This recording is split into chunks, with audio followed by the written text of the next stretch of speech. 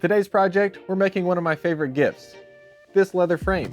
And since we're filming in mid-December, it's just in time for Christmas. And to stay in the holiday spirit, I'm giving this as a free pattern that you can download from the link in the description.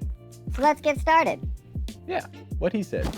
The download includes 2 patterns, one for the 4x6 photos and one for 5x7s.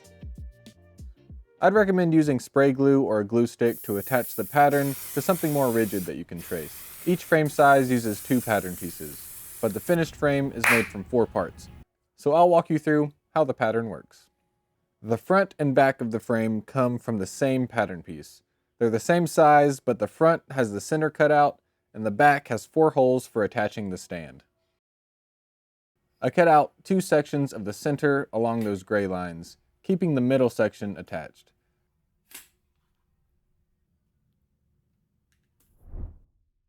There are also 2 sets of rivet holes, depending on whether you want the frame to stand in portrait or landscape mode.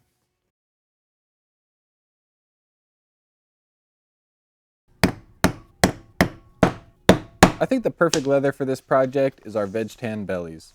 They're 4 to 5 ounces, have a firm enough temper, and offer so much customization potential, all for a great value. These sides are 5 square feet on average, which should be enough for 3 to 4 of these larger frames. It's also a good idea to use the belly as the back panel, and then choose your favorite leather for the more visible front panel. That's what I'm doing for this project. The front panel is our 4 to 5 ounce Veg Tan in the chocolate color. Trace the outer rectangle twice, once for the front and once for the back, then mark the center opening for the front panel and the rivet holes for the back.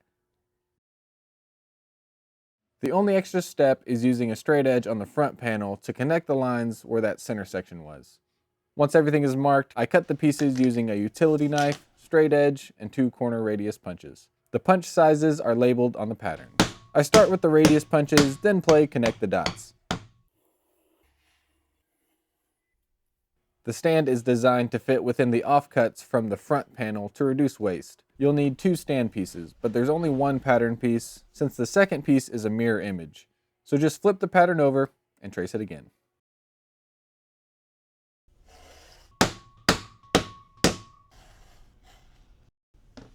All the rivet holes are made using a 1/8 inch hole punch.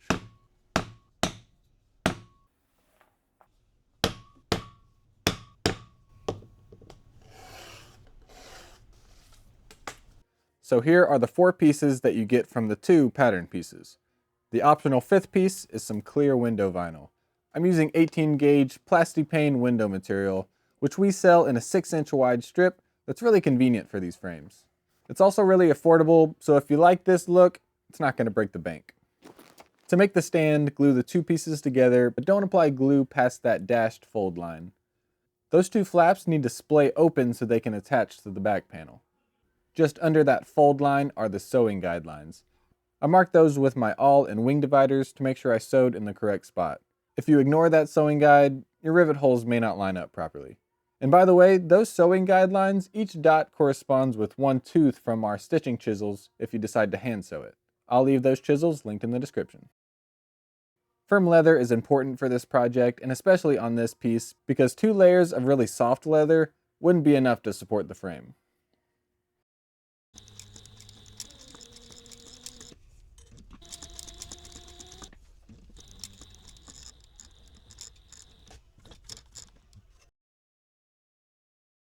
Over to the front panel. I did some detail sanding and used my 00 Berry King grooved edger to bevel the inner opening of the frame. Then I used gum trag, a canvas cloth, and a wood slicker to burnish it and get into those corners. Since I already had all those tools out, I gave the stand the same treatment so it can be hidden back there in style. If you printed the pattern in color, you'll see the red stitching lines for the front panel. This is where I'll sew a fake seam. It doesn't hold anything together, but it allows there to be an opening to slide in a photo later without throwing off the design. I marked the start and end points of that red section and connected them with my wing divider.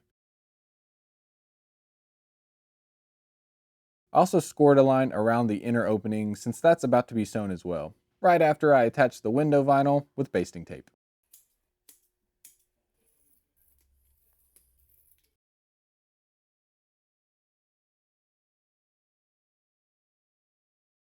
I'm sewing this with white Tex 90 thread, which really pops off this dark brown leather.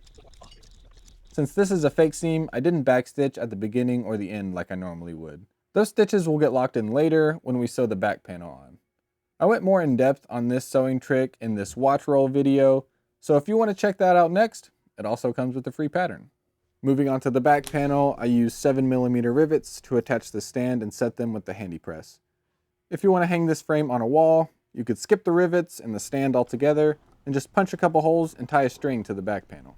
And if you aren't using the vinyl, I'd recommend riveting the stand as your final step so it's not in the way as you continue working. You'd be able to access this area through the front panel if there were no window vinyl. Since I couldn't do that here, there's just going to be an awkward stand to work around as I finish the rest of the project. No big deal.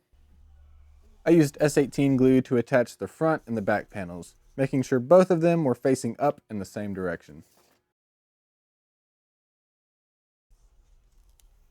And with those pieces connected, I transferred the corner radius to the back panel and sanded both of those layers flush on the burnishing machine.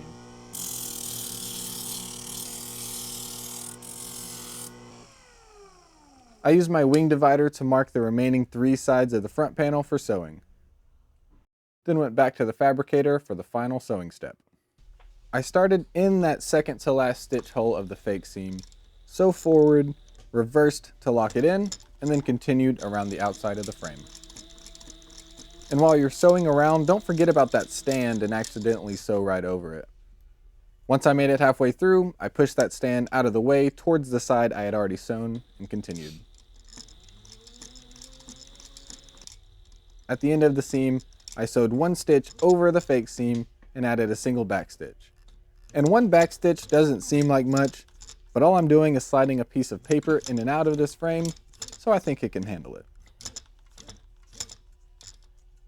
Using just 1 back stitch really helps make that transition point look less noticeable. I also pulled the thread tails to the back of the frame just so that section looks as continuous as possible. Since these outer edges were sanded, I needed to bevel them to remove that sharp corner before burnishing. This time though, I could burnish on the machine since I was working on the outer edge of the frame, which sped things up. To finish this frame up, I pressed out the corners with a ruler to separate any glue that might have gone past the stitch line so that it wouldn't interfere when I'm sliding in a photo. And believe it or not, this white piece of poster board isn't the image I want to frame, it's actually just a backer board. It helps photos slide in more easily and adds a bit of structure to the frame. And there it is. I think these frames look great, and everyone I've given one to has loved it.